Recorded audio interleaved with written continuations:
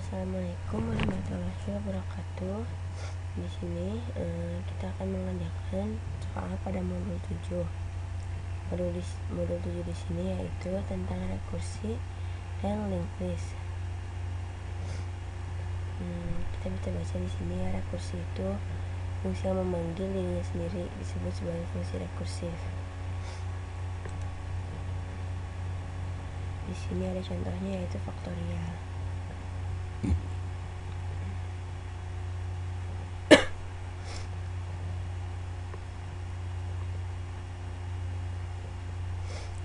Jadi di sini bahwa solusi faktorial 4 dapat diperoleh melalui perhitungan faktorial yang lebih sederhana, yaitu 3 faktorial. Misalnya faktorial 4 faktorial sama dengan 4 dikali 3 faktorial. 3 faktorial sama dengan 3 dikali 2 faktorial. Seperti itu. Lalu untuk soalnya itu pada modul 7 kita diminta untuk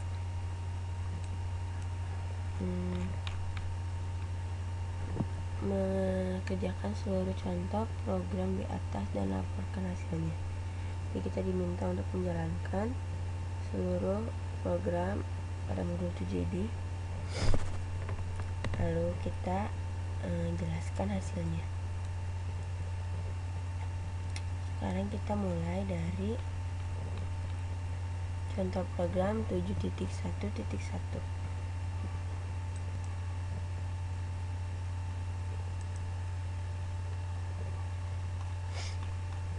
Di sini terdapat program untuk 7.1.1.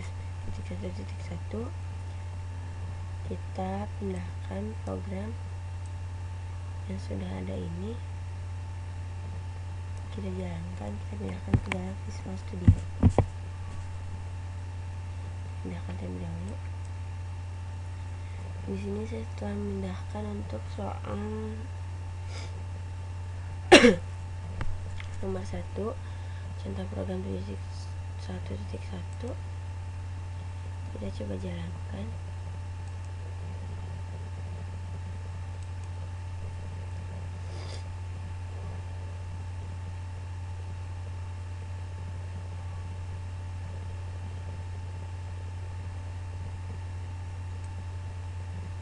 Di sini terdapat error. Kita perbaiki terlebih dahulu. Kita coba run.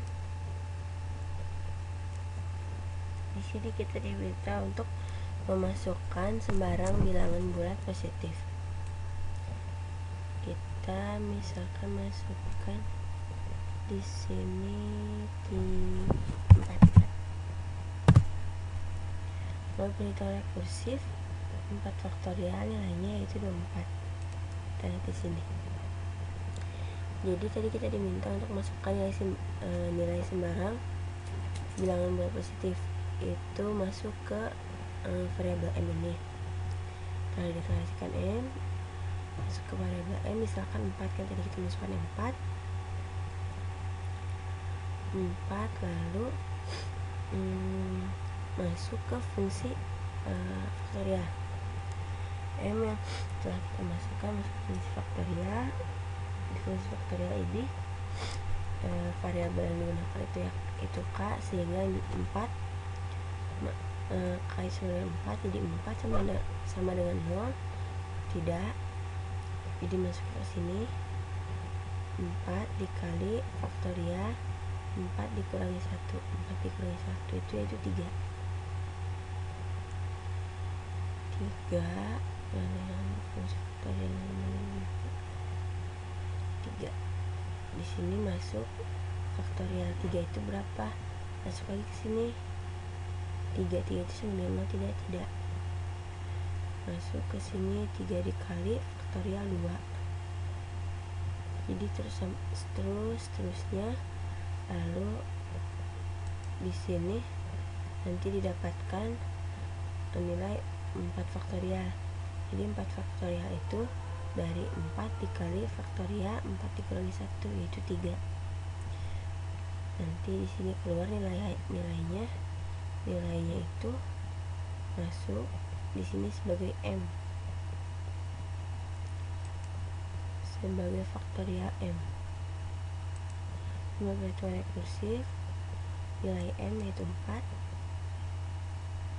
sama dengan faktorial M yaitu 24. Seperti itu. Rekursif itu fungsi M faktorial memanggil fungsinya sendiri. Seperti itu di sini. Jadi fungsi memanggil fungsi. Ini sebagai rekursif.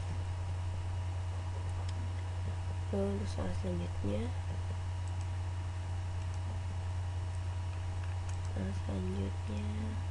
di baru ini juga dijelaskan. Di sini dijelaskan jadi faktorial 4 K faktorial sama dengan 1. 4 dikali faktorial 3. Di sini 3 nya turun, 3 dikali faktorial 2, faktorialnya 2 juga turun sampai dengan 1.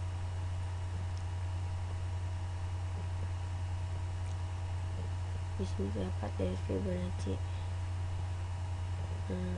Dari Fibonacci adalah angka di mana dua angka pertama sama dengan 1, yaitu ini. Dan angka seterusnya merupakan jumlah dari dua angka sebelumnya. Berikut adalah dari Fibonacci. Jadi dari Fibonacci itu misalkan ini 1,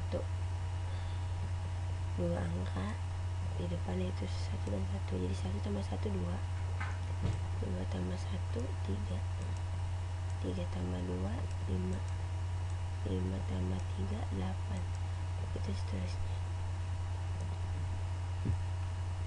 Di sini kita akan coba menjalankan contoh program 7.1.2. Kita salin terlebih dahulu. Di sini kita coba run untuk contoh program Fibonacci-nya. Kita run. Masukkan sembarang bilangan bulat positif. Misalnya saya ingin tahu dari Fibonacci ke 2. Dari Fibonacci ketiga saja. Melalui perhitungan rekursif, bilangan ketiga dari Fibonacci adalah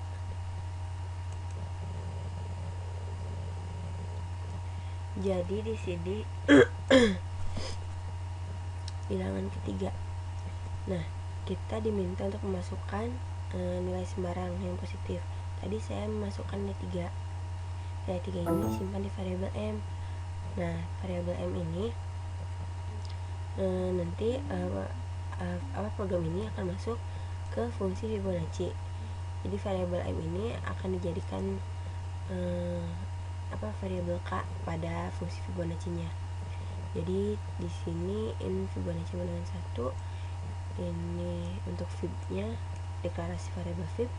Jadi di sini nilai M yang 3 itu if K sama K lebih besar daripada 2 itu 3. Jadi kan saya masukkan 3, jadi 3 lebih besar daripada 2, iya. Jadi masukkan ke sini. Jadi Fibonacci 3 jadi Fibonacci 3 dikurangi 1. 3 dikurangi 1 yaitu 2.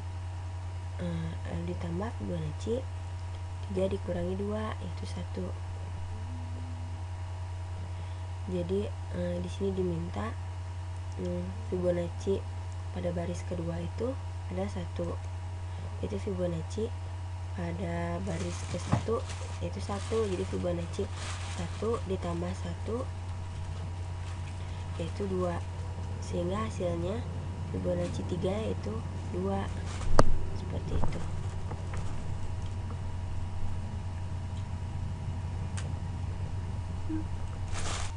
Jadi kita telah menjalankan program untuk Fibonacci. Sekarang kita masuk ke menara Hanoi. Jadi menara Hanoi itu kalau untuk zaman sekarang itu biasanya digunakan untuk permainan anak-anak. Menara Hanoi, jadi terdapat 3 menara seperti itu. Di dalam satu menara terdapat cakram. Jadi cakram itu harus dipindahkan ke menara, misalnya ke menara C tapi melalui menara B. Nah, seperti ini. Nah, misalkan jadi aturannya itu semua cakram ini harus dipindahkan ke menara ini yang ketiga. Namun peraturannya cakram terbesar harus berada di bawah, sehingga kita menggunakan menara kedua ini untuk perantaranya penyimpanan sementara seperti itu. Pokoknya aturannya cakram paling besar harus berada di paling bawah. Ini kita coba kopikan ya, program 7.1.3 untuk menara Hanoi. Di sini saya telah memindahkan untuk contoh program menara Hanoi. Sekarang kita coba run. Di sini kita diminta untuk masukkan jumlah cakram yang terdapat di menara Hanoi. Misalkan 5. Program ini telah dibuat. Bagaimana cara memindahkan menara Hanoi? Cukup panjang. Jadi seperti ini di programnya. Jumlah cakram yang kita masukkan itu diistilahkan dengan variabel M. Kita masukkan tadi 5 masuk ke dalam fungsi menara Hanoi. Jadi int 5 sama dengan 1 tidak masuk ke sini. Jadi 5 dikurangi 1 x y masuk di sininya 1 di sini Hanoi 5 dikurangi 1. Tuh, nah di sini yang 5 dikurangi 1 naik lagi karena di sini Hanoi fungsi Hanoi di sini memanggil fungsinya sendiri ya, rekursif. Jadi masuk lagi di sini, kan di sini 4 sama dengan 1 tidak sini lagi masuk 4 dikurangi 1 3 x z y masuk ke sini 3 x y z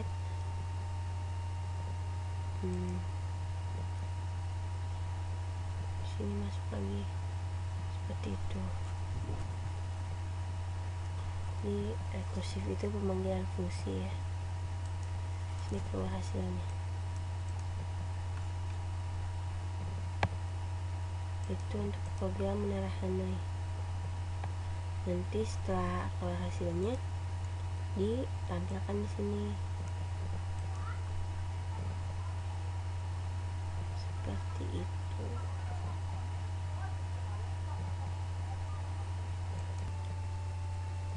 Selanjutnya di sini terdapat materi yaitu mutual recursion.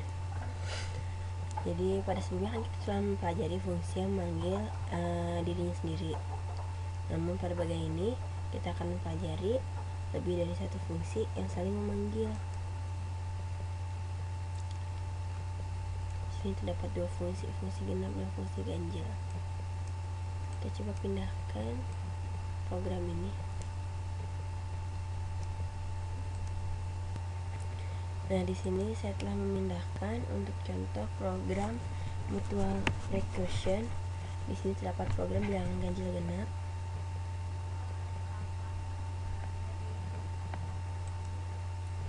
Kita coba run. Masukkan sembarang bilangan bulat.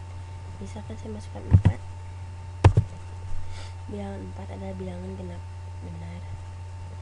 Saya penasaran ingin masukkan bilangan ganjil. Kita coba 3. Bilangan 3 adalah bilangan ganjil. Kita coba lihat programnya. Jadi bilangan sembarang yang telah kita masukkan tadi disimpan di variabel K. Nah, di variabel K ini dilihat tadi kita masukkan nilai K itu 3. Misalkan kita masukkan 3, 3 dilihat sama dengan 0 tidak masuk ke fungsi ini. BS sama dengan genap 3 masuk ke sini. Di sini 3 sama dengan 0 tidak jadi masuk ke sini. Di return ganjil absolut itu untuk membuat bilangan menjadi mutlak. Di absolut 3 dikurangi 1. Jadi 3 dikurangi 1 yaitu 2, masuk ke ganjil 2. masuk ke fungsi ganjil 2, M sama dengan 2. Di 2 itu sama dengan 0, tidak, masuk ke sini, genap absolut 2 dikurangi 1, masuk ke fungsi genap, 2 dikurangi 1 itu 1, genap 1, masuk ke sini, N1, jadi 1 sama dengan 0, tidak, masuk ke sini, ke ganjil absolut, 1 dikurangi 1 sama dengan 0, masuk ke ganjil 0, di sini 0, M sama dengan 0 sama dengan 0, tidak, ya 0, ini masuk return 0, jadi langsung dikirim nilai M nya, dikembalikan. Jadi di sini else if bilangan genap K itu sama dengan 0, jadi bilangan di sini K itu tadi kita masukkan 3, di bilangan 3 adalah bilangan ganjil, seperti itu. Jadi di sini nilai yang telah kita masukkan masuk ke dalam dua fungsi ini, ke dalam fungsi genap dan fungsi genap dipanggil fungsi ganjil, dan fungsi ganjil lagi dimasuk lagi ke fungsi genap, muter lagi terus. Jadi sampai habis, habisnya di mana, di fungsi genap apa di fungsi ganjil.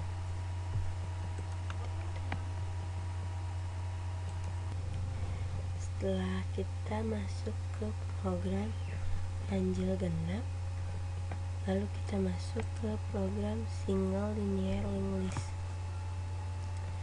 Linked list ini adalah struktur data berupa data yang dinamis karena dapat ditambahkan atau dihapus lebih rinci lagi. Nah, linked list ini terdiri dari rantai node atau simpul di mana tiap node terdiri dari data, pointer yang merujuk data node-nya sendiri, dan pointer merujuk pada node yang mengikutinya. Lalu linked list memiliki head atau kepala atau node awal dan tail atau ekor dalam kurung node akhir.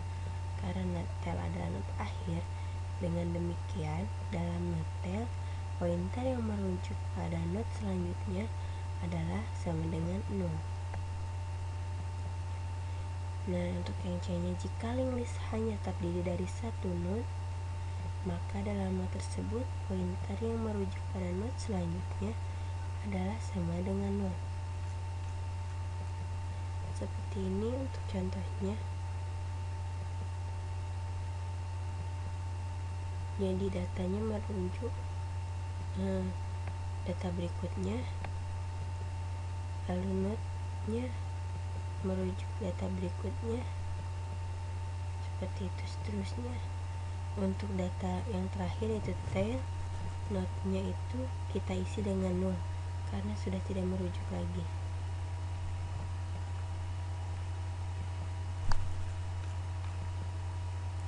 Ini untuk contoh program linked list-nya. Kita coba pindahkan ke dalam Visual Studio. Di sini saya telah memindahkan untuk contoh program linked list. Saya pindahkan. Sekarang kita coba run.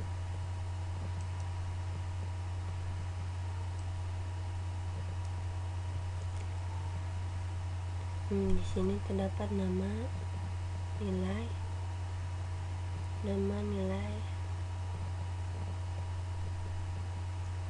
kita baca contoh programnya.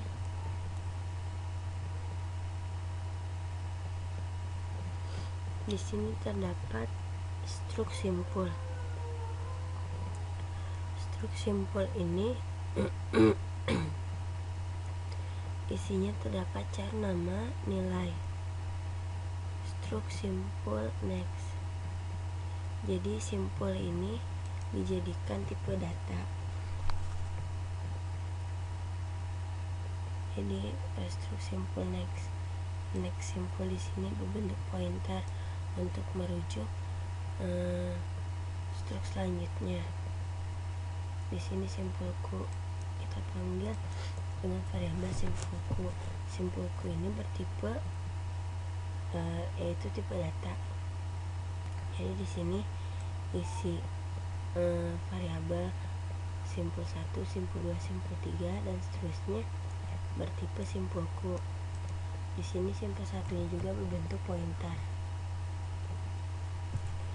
Di sini di dalam list itu terlebih dahulu kita harus mengalokasi memorinya terlebih dahulu.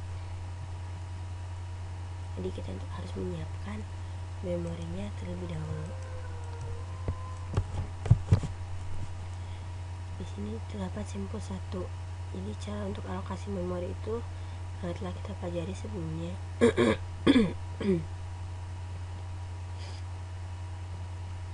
Jadi caranya itu misalnya kita akan mengalokasikan untuk simpul 1.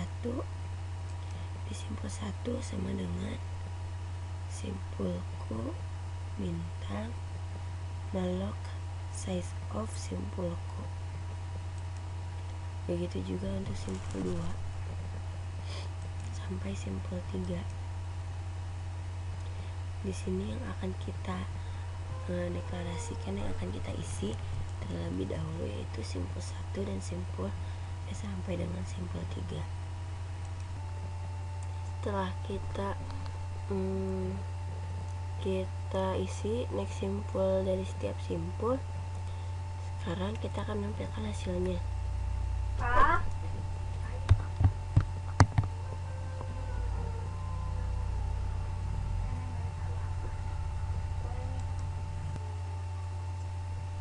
Dan di sini adalah program untuk menampilkan hasilnya satu persatu. Di sini terdapat cara looping. Cara looping di sini yaitu tem simpul 1, tem sama dengan simpul 1. Jadi di sini simpul satunya di tem tidak sama dengan 0. Tem sama dengan tem next simpul. Ini fungsi untuk loopingnya, untuk menampilkan looping. Nah di sini kan terdapat ini ditampilkan dan untuk menampilkan looping. Lalu di sini terdapat skenario untuk menambahkan simpul baru. Simpul baru yang akan ditambahkan yaitu simpul 4. Pertama simpul 4 dideklarasikan untuk disiapkan alokasi memorinya. Lalu simpul 4 diisi dengan nama Dewi dan nilainya diisi dengan 80. Nah di sini simpul 4 akan disisipkan di antara simpul 2 simpul 2 dan simpul 3. Jadi untuk simpul 2 next simpulnya diisi simpul 4, lalu simpul 4 next simpulnya diisi dengan simpul 3. Di sini ditampilkan cara loopingnya. Hasilnya akan seperti ini. Jadi Dewi disisipkan pada simpul 2 dan simpul 3. Lalu untuk yang berikutnya di sini nama Budi akan dihapus. Caranya itu simpul 1 next simpulnya langsung ke dalam simpul 4. Jadi tidak ke simpul, nah ini simpul 1 langsung ke simpul 4 yaitu Dewi. Jadi free simpul 2 itu dihapus simpul 2 nya. Ini cara untuk loopingnya. Seperti itu untuk linked list. Untuk soal contoh program berikutnya, kita coba scroll ke bawah. Di sini terdapat contoh program 7.2.2. Di sini ubahlah bagian skenario penambah simpul baru pada contoh program 2.1 yang tadi sebagai berikut. Jadi contoh program ini tuh untuk menambahkan simpul baru. Nah caranya kita copy ini, menambahkan simpul baru, kita sisipkan di sini. Kita buka komennya, tadi saya komen.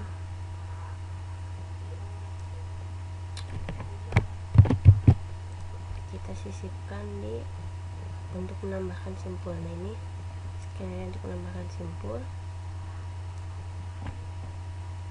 kita komen, kita sisipkan di sini, lalu coba kita run.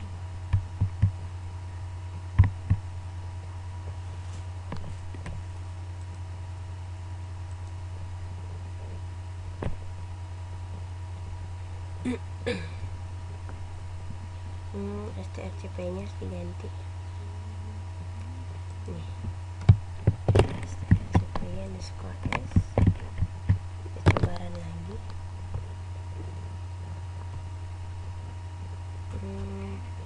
Di sini perbedaannya yaitu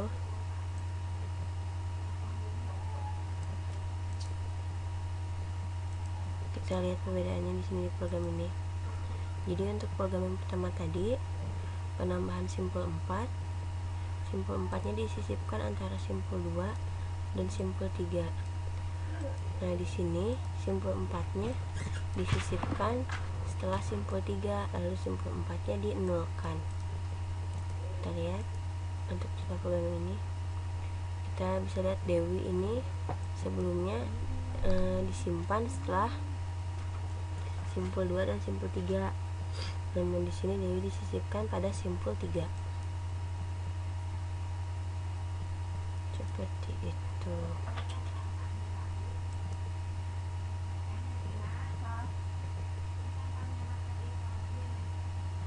Lalu di sini simpul satunya langsung di next ke simpul 4. Itu untuk menghapus yang Budi tadi. Namun Citra di sini otomatis terhapus karena Citra berada di antara Amin dan Dewi. Seperti itu. Untuk contoh program berikutnya, di sini sama untuk skenario penambahan simpul. Kita copy,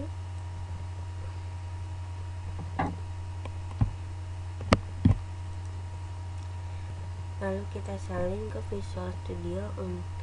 Nah di sini menambahkan simpul, misalnya kita ganti simpul yang tadi,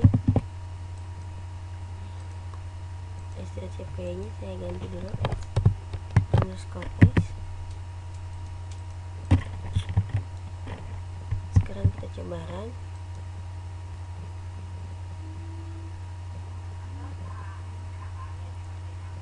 Di sini loopingnya terus berjalan. Kenapa? Kita coba lihat di codingannya, di code-nya.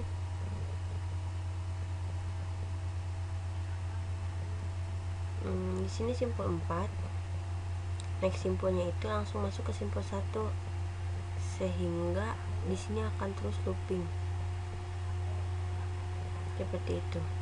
Jadi kuncinya itu terdapat di sini. Simpul 4 langsung next ke simpul 1. Jadi simpul 4 tidak dinolkan. Dia akan terus berputar. Program berikutnya, contoh program 72.4. Kita salin contoh program ini, cukup panjang contoh programnya.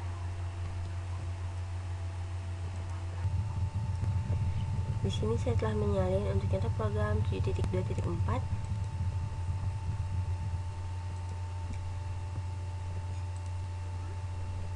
Di sini kita coba run programnya. Di sini terdapat pilihan menu. Kita coba pilih satu, insert.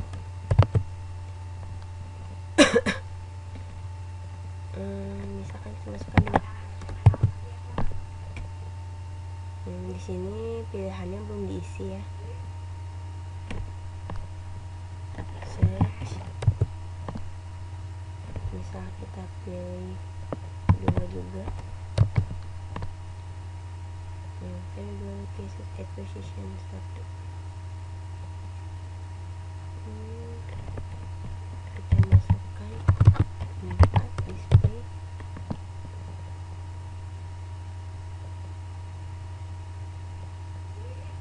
Kita masukkan search.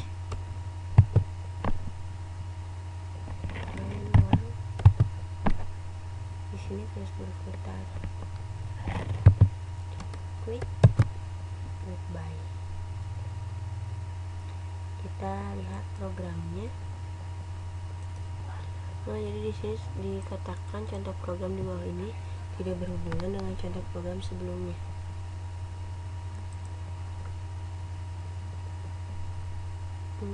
Di sini terdapat beberapa fungsi.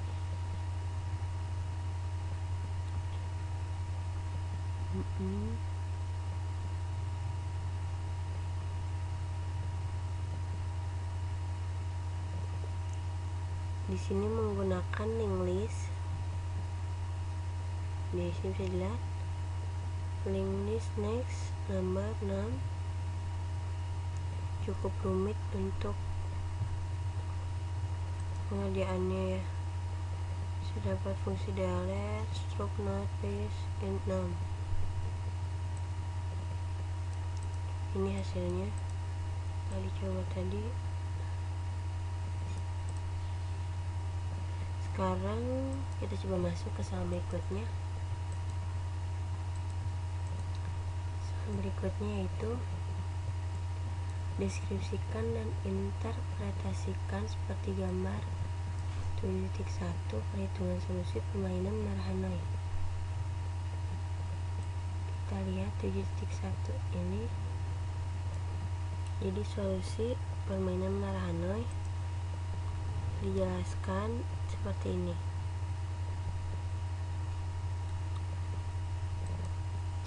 Nah, di sini untuk penyelesaian masalah menara Hanoi, saya juga masih belajar. Dari hasil saya lihat referensi dari blog-blog orang lain, saya mulai mengerti. Jadi untuk rumus menara Hanoi itu intinya terdapat di sini.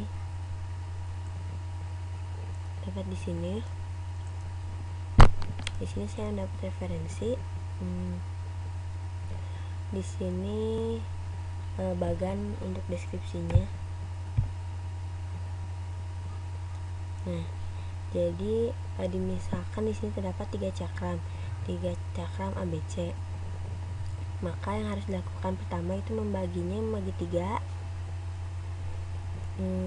Lalu 3 seperti rumus yang terdapat pada program ya. Sini kita buka dulu. Di dalam program ini kan n-1 x z y, jadi ditukar harusnya x y z jadi x z y, y-nya pindah ke belakang, z-nya pindah ke tengah. Lalu kita masuk ke blok, kita lihat di bloknya. Nah, di sini jadi otomatis ketika cakram kita dapat 3 dikurangi 1 itu 2, A, C, B. Lalu di sini A ke C, lalu menara di sini n-1 jadi 3 kurangi 1 2, B, A, C. Di sini sama, dibagi 3 juga. Dibagi 3 itu n-1 itu 1, jadi 2 dikurangi 1 itu 1. Di sini kan x, y, z ditukar jadi x, z, y, jadi A, B, C, seperti itu. Lalu di sini A ke C, berarti di sini A ke B. Ini ditukar, asalnya jadi BAC. Di sini BAC itu dari mana? Jadi x, y, z ditukar jadi y, jadi y, x, z. Jadi sini tukar BAC, berarti sini CAB. Seperti itu seterusnya. Di sini berhenti sampai menaranya bernilai 1. Lalu diambil nilainya. Di sini AC itu didapat dari AC, di sini AB, di sini berarti nilainya CB. Di sini CB, di sini langsung AC. Berarti di sini BA, di sini BC, lalu di sini AC. Seperti itu.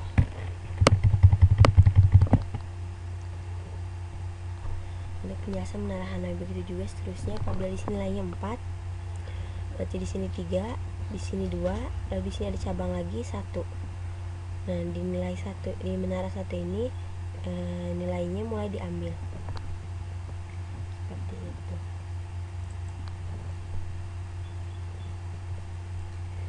Jadi untuk Menara Hanoi kan kita diminta untuk deskripsikan dan interpretasikan. Di sini saya sudah deskripsikan untuk penjelasan Menara Hanoi. Sekarang untuk soal yang C, kita diminta untuk deskripsikan perhitungan genap dan genap perhitungan genap atau ganjil. Di sini untuk soal yang C itu kita diminta untuk mendeskripsikan perhitungan penentuan genap atau ganjilnya suatu bilangan, yaitu terdapat di program 7.1.4.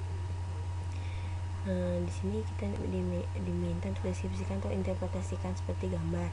Namun saya akan mendeskripsikannya saja dari program. Kita lihat programnya seperti ini.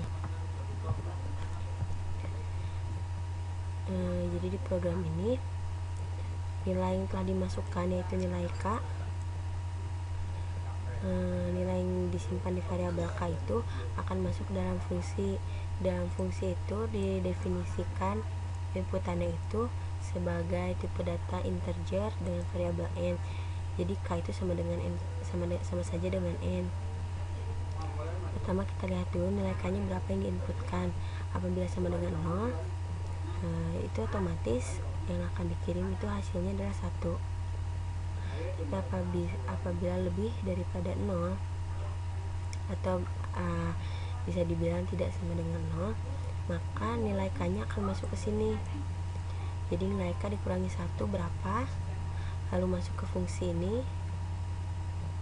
Nilai misalnya K nya adalah 4, jadi K dikurangi 1 yaitu 3, masuk ke fungsi 3 itu tidak sama dengan 0, masuk ke fungsi genap. Masuk ke fungsi genap, absolut 3 dikurangi 1 yaitu 2, return nilai genap sama dengan nilai genap 2, masuk ke fungsi genap. Di fungsi genap dilihat lagi nilai 2 nya itu sama dengan 0 atau tidak. Apabila tidak, masuk lagi ke fungsi ganjil di sini. Ganjil 2 masuk 2 dikurangi 1 itu 1, masuk lagi. Jadi ganjil 1 masuk ke fungsi ganjil. Jadi 1 sama dengan 0 tidak. Nah, seperti itu. Jadi di sini untuk penentuan ganjil atau genap, nilai yang dimasukkan tadi masuk ke fungsi genap, lalu masuk lagi fungsi ganjil. Nanti dilihat berhentinya atau hasilnya itu atau nilai kembalinya ada di genap atau di ganjil. Seperti itu. Itu saya mendeskripsikan untuk program genap ganjil. Untuk soal berikutnya,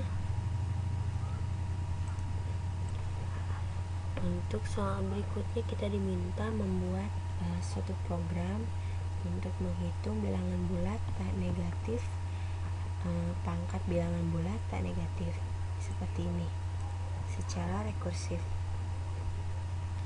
Untuk membuat program di sini saya akan menggunakan program DevC.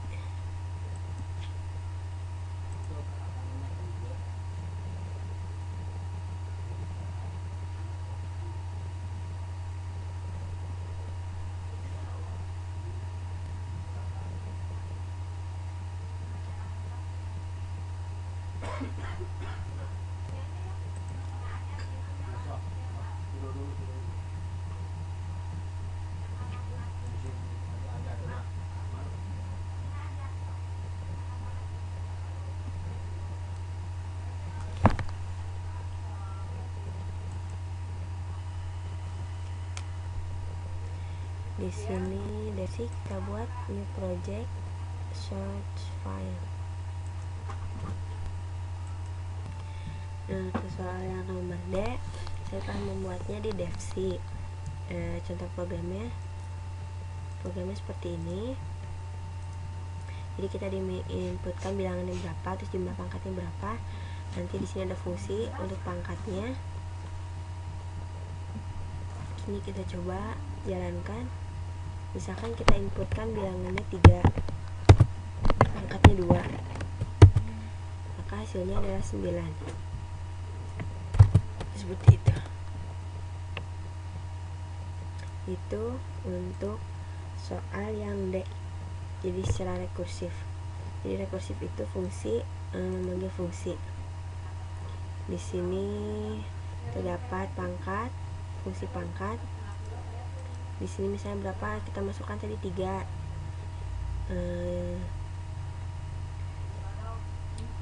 3 itu inputkan bilangan 3, pangkatnya itu kita masukkan 2. Kita lihat terlebih dahulu 2 itu lebih kecil atau sama dengan 0 tidak, misalkan tidak, lebih besar kan, masuknya ke sini. Jadi 3 dikali 3, B nya itu tadi 2 dikurangi 1, lalu masuk lagi ke fungsi pangkat ini. Seperti itu adalah cara untuk rekursif. Jadi rekursif itu fungsi memanggil dirinya sendiri. Lalu untuk yang E itu kita diminta untuk modifikasi program 2.1 sehingga menjadi program interaktif seperti contoh program 2.2. 2.1 itu ini yang simpul 1 sampai 4 tadi. Maksud terus supaya interaktif seperti 2.2. Jadi 2.2 itu simpul 4 nya tadi dimasukkan, ditambahkan ke dalam simpul setelah simpul 3. Di sini agar lebih panjang dan mungkin lebih interaktif, saya akan menambahkan untuk simpulnya ditambah 1 lagi, itu menjadi simpul 5. Di sini kita kan diminta untuk memodifikasi dari program 2.1 agar lebih interaktif seperti 2.2. Nah, 2.2 itu kan programnya itu untuk menambahkan simpul, program menambahkan simpul baru. Di sini agar lebih interaktif, saya menambahkan simpul baru lagi, yaitu simpul 5. Di sini saya masukkan simpul 5. Simpul 5 ini saya sisipkan di simpul 4. Lalu untuk next simpulnya saya nolkan. Kita coba run.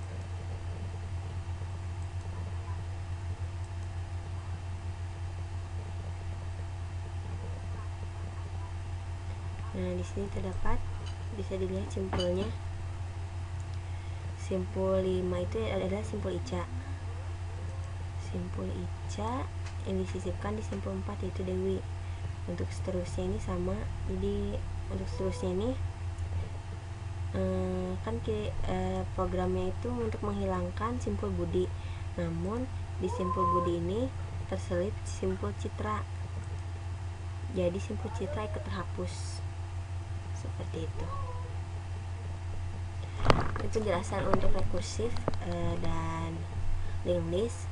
Mohon maaf apabila banyak salah-salah, karena di sini saya juga masih belajar. Terima kasih untuk perhatiannya. Wassalamualaikum warahmatullahi wabarakatuh. Oh ya Allah, selesai.